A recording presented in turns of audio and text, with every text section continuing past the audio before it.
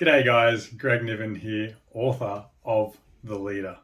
What I want to talk today about is goal setting.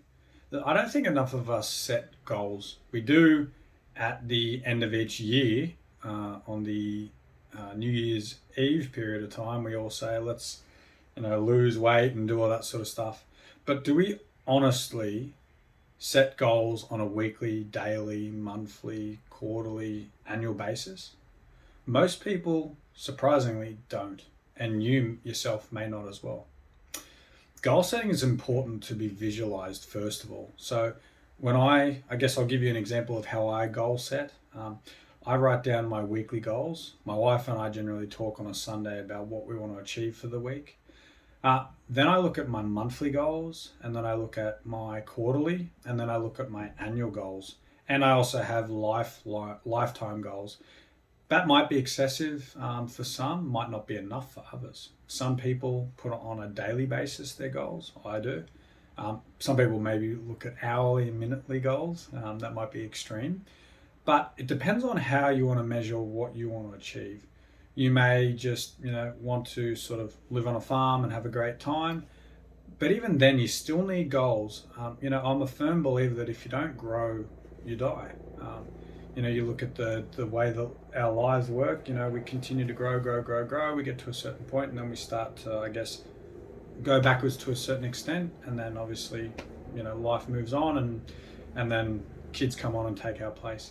But I think goal setting, if you want to set goals, you got to visualize it. So you got to use pictures and things that represent what you want to achieve. So for me, I put together just a ball and I put the words on it and then I put it on my screen and I look at it every single Friday. So I just put a note in my diary. Every Friday I look at my goals, and I have my 5 annual goals every year that I look at. And as I achieve them, which obviously, they're not instantaneous, they're stretch targets throughout the year. When I achieve them, I put the date I achieved it and I put a nice big green tick to just really visually show that's done and I can be proud of myself for achieving it. I don't need anyone else's praise. For me, that tick means I've done a great job. When you set your goals, it's also important to know where they come from. So I sort of touched on that, but your goals need to be for you. You don't want goals that people set for you because you're not going to own them as much as you would if you set it for yourself. And I think that's important. I think you need to understand the goals you set for yourself are the goals you're more than likely to going to achieve than goals someone else sets for you. So you've got to take the accountability and the ownership, and you've got to create these goals. You can't, come to me and say, okay, Greg, set these goals up for me and I'll work on them. You need to own them. You need to live and breathe them, and you need to do it every single day. For myself, one of my goals is next level strength. I want to continue to be stronger, every single day I possibly can. I'm getting older, so that will essentially get harder, but I'm getting stronger every single day, mentally and physically, because I invest my time in, reading books and watching other people's podcasts and watching my own podcast. But same as for your physical body, every single day I write down that I have to do a minimum of 100 push-ups to maintain that level of consistency. Most days I try to do 200 push-ups. I try to train every single day around lunchtime or before or after work. Whatever works, but it's not something you can just say it's an annual goal and I'll do it in 6 months. It's got to be something you chip away at every single day, because if you say, okay, by December I have to have shedded, 30 kilos or 20 kilos, and you come to November and you go, okay, it's time to work on it, you're either going to unhealthily shed that weight, or you're going to not shed the weight. Whereas if you started on day 1 of January, or maybe day 2 after your hangover, but honestly, day 1 or day 2 of January, start early, work your way through every single day. Set a goal. Is it 50 push-ups or 20 push-ups when you wake up in the morning? And then you build on that momentum. So, change up your training program, or, you don't have to be training to lose weight. You can eat better. What goes into you is what's going to increase the weight.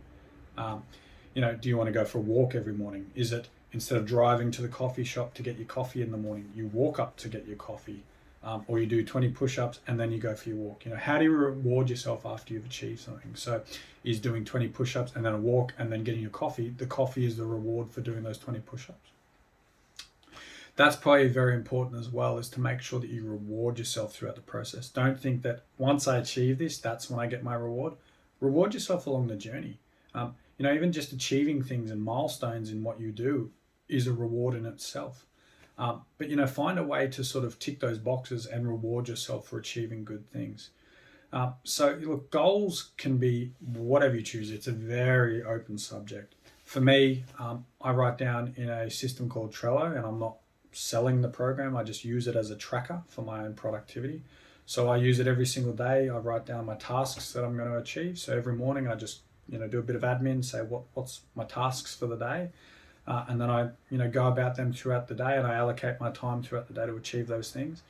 And then my personal long-term goals, like writing a book or doing a podcast as part of that, I write down on, say, a Wednesday I'm going to do this podcast, and on a Thursday I'm going to put a post out on my Instagram with some motivation for people, and then I put that in every single week. So every single week I chip away at the task. So by the end of the year I would have potentially completed 25 to 30 podcasts and say 50 to 100 motivational quotes on my Instagram.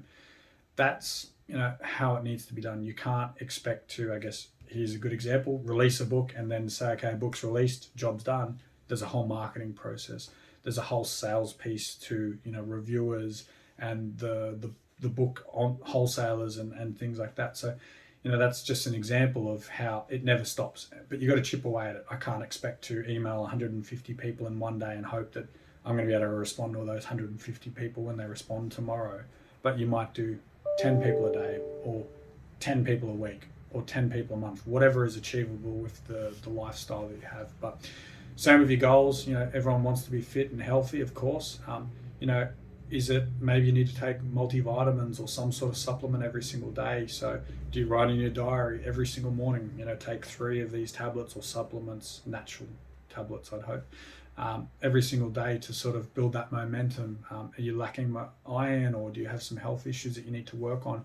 Maybe it's just about building that consistency and going for a walk around the block, setting on your watch, a step target of 10,000 every day, and it's got to be achieved. If you visualize it and you can see, you close your eyes and that this is the picture that, really encompasses what that goal is. When you close your eyes and you think about it, it should hopefully give you more motivation. For myself, I use a picture of a man, sort of grabbing fire and, pulling into himself. And that really, when I close my eyes, helps me to epitomize, what I'm trying to achieve. I'm trying to be the best that I can and, do something that's probably out of most people's reach because they don't put their mind to it. So I think goal setting, you've got to be very visual. You've got to set milestones. So, maybe you've got a 12-month goal. Every 3 months or every 2 months, find a way to, what are you achieving within that period of time? So if you say, again, you've got a walking goal of 1 million steps in a year, or let's say for simple math, 1.2 million steps in a year, then is it 300,000 steps over 3 months? And each quarter that you hit 300,000, you reward yourself in some way. Is it going out for a dinner with the family, or a catch up, or some sort of event that you organize for yourself or with your family? It doesn't have to just be about you, but it can be something that you organize. So, milestoning the actual goal, and it doesn't have to be over 12 months, it can be 2 years, can be 6 months, can be 3 months. Just breaking it into pieces, whether you break it in half, quarters, you decide that, but I think that's important. And making sure it's in front of you every single day, put on your fridge, or put it in front of your face, or put it on your laptop, or have reminders like I do that are reminding me of certain goals that are due. There's many different ways of doing it. It's your decision how you think that you keep yourself most motivated. And motivation dips. You can't expect the start of something you get this really good idea and the blood rushing, and then a month later it sort of drops off. You got to build that momentum. Like I said, daily. Can you do daily? So if it's 100,000 steps within that month, how many steps is that per day? How do you achieve that? When you're sitting on the lounge, you're like, I'm lazy, I just chill out here, and you're at 7,000 steps, but you got to hit 3,000 steps. Why don't you go for a walk around the block, or take your dog for a walk, or take someone in your family around for a walk and have a nice chat, turn your phone off for a minute, and then you've hit that 10,000, and tomorrow you do the same, and the next day you do the same, or build on that, there's that opportunity. So goal setting is very much visualization. So what picture epitomizes that? Do you draw it? Is it something you find on the internet? Is it something that you found in your workplace? Use that picture, and that's the epitome of what you're trying to achieve. Yeah, and then you look at your milestones, you're rewarding yourself, and then once you do achieve the goal, reward yourself. So if by the end of the year you've achieved it, or whenever you set that that timeline, reward yourself, but also tell people about it. Say I set myself a goal. For me, I want to read 15 books every single year. A couple of years I haven't achieved it, but I've gone out for dinner with friends, which has sort of just been commingling that goal, plus just catching up with some friends. So it wasn't just solely about that, but for me it was. It was a really good opportunity for me to celebrate what I'd done.